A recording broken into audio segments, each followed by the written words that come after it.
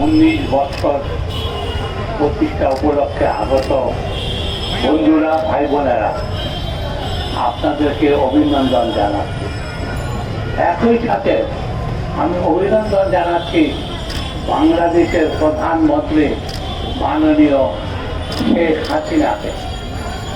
হঠাৎ তার জ্ঞান চক্ষু খুলে গেছে। উনি আজকে সাহসের সাথে, সততার সাথে উনি নিজের দলের দিকে তাকাতে পেরেছেন। উনি বলেছেন, বঙ্গবন্ধুর বাড়ি যখন আক্রান্ত হয়েছিল তখন বঙ্গবন্ধু ফোন করেছিলেন তার দলের সবচেয়ে গুরুত্বপূর্ণ ব্যক্তিদের, তোফায়েল আহমেদকে, আব্দুল রাজ্জাককে, সেনাপতি আমাদের শফিউল্লাহকে এবং আরো অনেককে, গাজীপুর আহমদ, কাকে না উনি ফোন করে অনুনয় বিনয় করেছিলেন, তোমরা আসো, আমার এখানে কি হচ্ছে দেখো। কিন্তু মাননীয় প্রধানমন্ত্রী আপনি তো বললেন না, উনি জিয়াউর রহমানকে কেন ফোন করেননি? আপনি তো বললেন না উনি জিনাল ওসমানীকে কেন ফোন করেননি? বিডিআর প্রধান জিনাল ফটিককে কেন ফোন করেননি? খালেদ মোশাররফকে কেন ফোন করেননি? সবচেয়ে বড় কথা, যারা এই স্বাধীনতা এনেছিলেন, যারা তার নাম করে, তার পাদুকা অবলম্বন করে মুক্তিযুদ্ধ পরিচালনা করেছিলেন, এই তাজউদ্দিন সাহেবকে উনি কেন ফোন করেননি? উনি কেন সৈয়দ নজরুল ইসলামকে ফোন করেননি? উনি কি বিব্রত বোধ করছিলেন? যে স্বাধীনতার পরে 3.5 বছরেও উনি মুজিবনগর পরিদর্শন করেননি। তাই জীবনের শেষ মুহূর্তে কি উনার মনে একটা অনুকম্পা হচ্ছিল যে উনি তাজউদ্দিন সাহেবের প্রতি যে অন্যায় করেছেন, অনাচার করেছেন, তার আজকে প্রতিক্রিয়া। আজকে তার হত্যার জন্য দায়ী পাকিস্তানিরা নন, ভারতীয় গোয়েন্দা বাহিনী। প্রমাণ, ভারতীয় গোয়েন্দা বাহিনী তার মৃত্যুর কয়েকদিন আগে তাকে গিয়ে বলেছিল এটা হচ্ছে। তার মানে তারা জানতো, তারা অর্গানাইজ করেছে, তারা জানতো। তখন তো পাকিস্তানিদের এখানে আসার কোনো স্কোপই ছিল না, যা ছিল ভারতীয়দের। ভারতীয়রা কেন উত্তর ছিল? কারণ উনি 8ই জানুয়ারি যখন লন্ডন থেকে দিল্লি পৌঁছেছিলেন, তাকে অভিনন্দন জানাবার জন্য ইন্দিরা গান্ধী উপস্থিত ছিলেন। উনি বলেছিলেন, আমি মুসলমান এবং আমি তারপরে বাঙালি। সেদিনেই বুঝতে পেরেছিলেন এই ব্যক্তি, এই নেতা স্বাধীন চেতা জনগণের নেতা, সে ভারতীয় পদলেহনকারী। সেদিনেই তারা স্থির করেছিল তাকে সরাতে হবে। তাই শুরু হয়েছিল রক্ষী বাহিনীর অত্যাচার।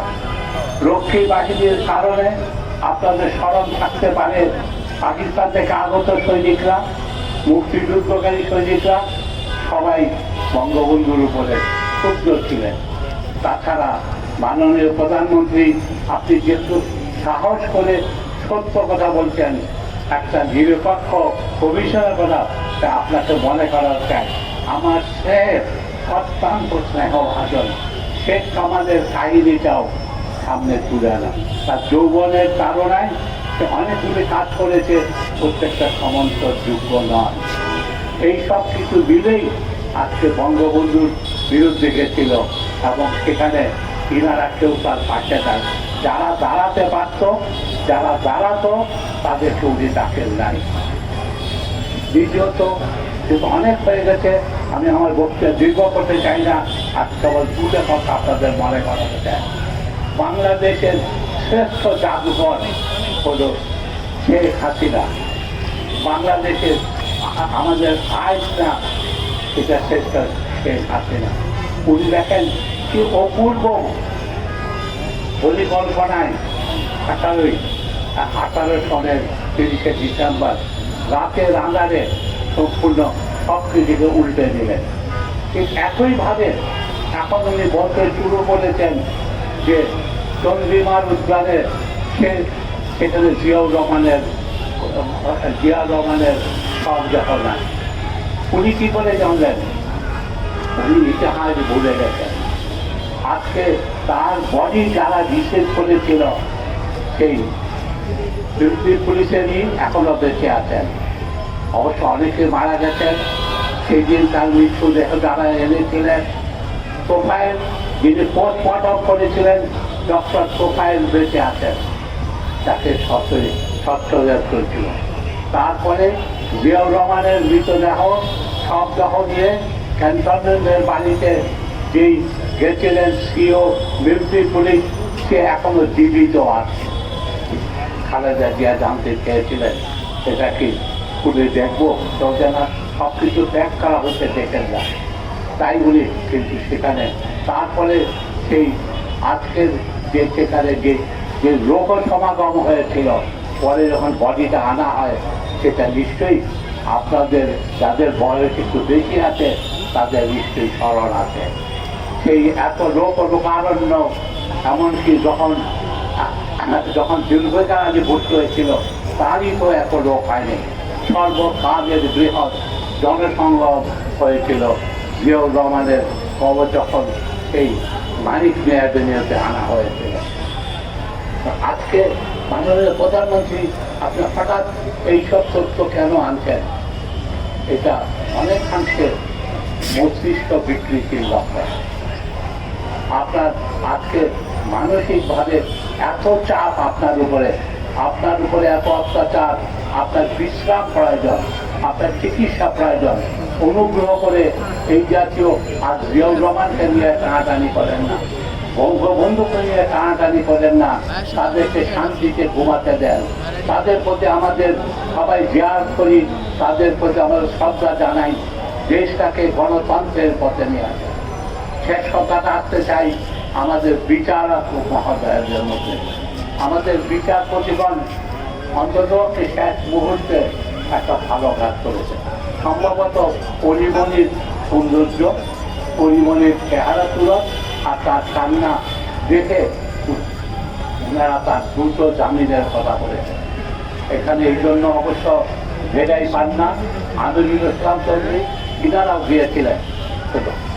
মাননীয় প্রধান তাই আপনারা বলেছেন দ্রুত তার জামিনের ব্যবস্থা রাখেন। এটা ভালো কাজ করেছেন, আপনাদেরকে অভিনন্দন। আপনাদের যে বিবেক শেষ মুহূর্ত হলেও আপনাদের বিবেককে একটু নড়াচড়া করেছে, তার জন্য আপনাদেরকে ধন্যবাদ জানাই। তবে মাননীয় প্রধানের বিচারপতি, আপনার বিচার করতে হবে। আপনাকে 3 মাস আগে আপনার সাথে দেখা করার চেষ্টা করেছিলাম, বলেছিলাম 54 জন ছাত্রের কেবল বিচারটা তাদের জামিনের ব্যবস্থা। আপনি বলেছিলেন হস্তক্ষেপের পথ নাই। আজকে কি এই সুন্দরী মহিলা দেখে ভুলে গেলেন? এখন হস্তক্ষেপ করতে পারলেন।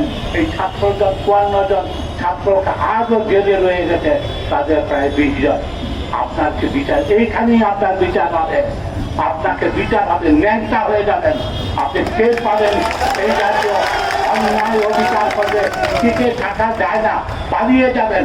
অতীত 2-1 জন বিচারপতি পালিয়েছিলেন, আপনিও তাদের তালিকায় আছেন। ভালো হয়ে যান, সৎ হয়ে যান, ন্যায় বিচার বিবেকের দ্বারা বিচার করেন। খালেদা জিয়াকে জামিন দিয়ে দেন। এইসব না করলে এই দেশের গণতন্ত্রের জন্য আপনাদের সুমোটর করেন।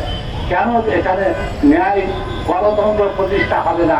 এই দেশে তো রক্ত দিয়েছি, আমার কেরিয়ার দিয়েছি। কিসের জন্য?